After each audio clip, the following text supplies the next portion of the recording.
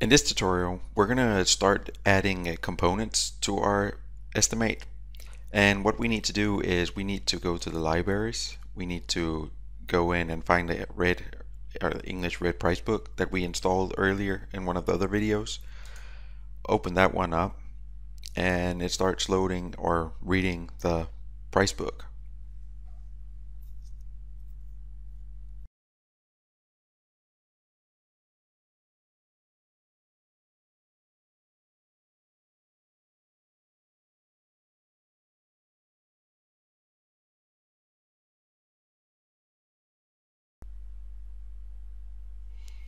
So once the project's loaded, you can go up under view and you can say that under Windows you want your windows to be stacked, or you could use the shortcut F8 and then it divides it in like this.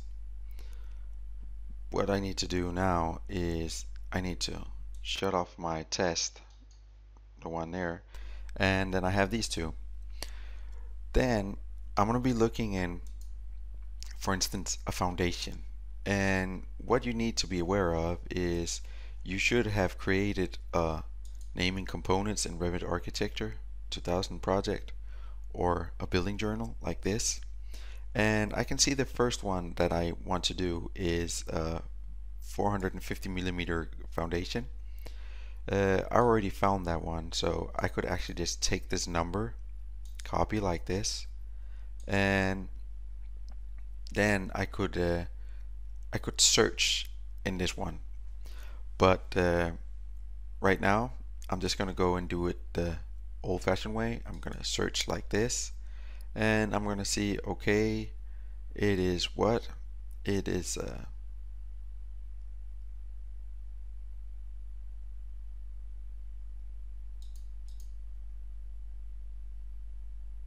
foundations. Under foundations, I can go over here. I can see, is there anything that's kind of familiar to the one that I want to do?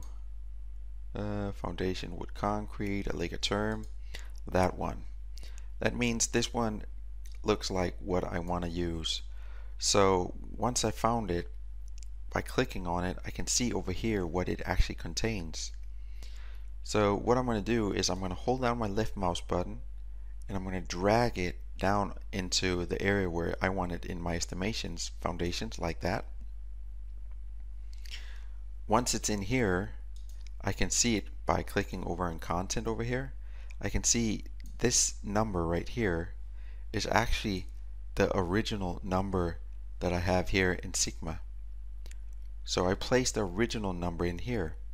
But to make it simple, I'm going to be using my SFB number and my serial number. That means it's going to be 1202 instead of 12111104. What I'm going to do is I'm going to go back to my Sigma. Once I pull it down in my library, I can change it here to 01 or 1201, and actually this is how it's going to be in my project. Another thing is, when looking in this construction here, if I click on the construction, you can see that the construction is actually it contains a lot of different components. If I didn't need this in my construction, I could actually just mark it and right click and say delete. But before you delete anything or add anything, it's a good idea to copy this and then go back, and under here, for instance, if I was moving something, I'd say minus, and then I would put in what is it that I'm actually removing, or if I was adding something, I would put a plus in front of it. This is what you need to do for all your components in your building.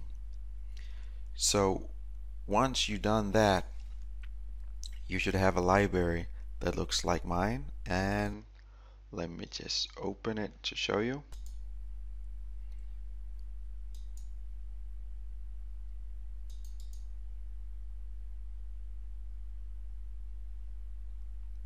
Then you would have a library containing all the components that you need in your project.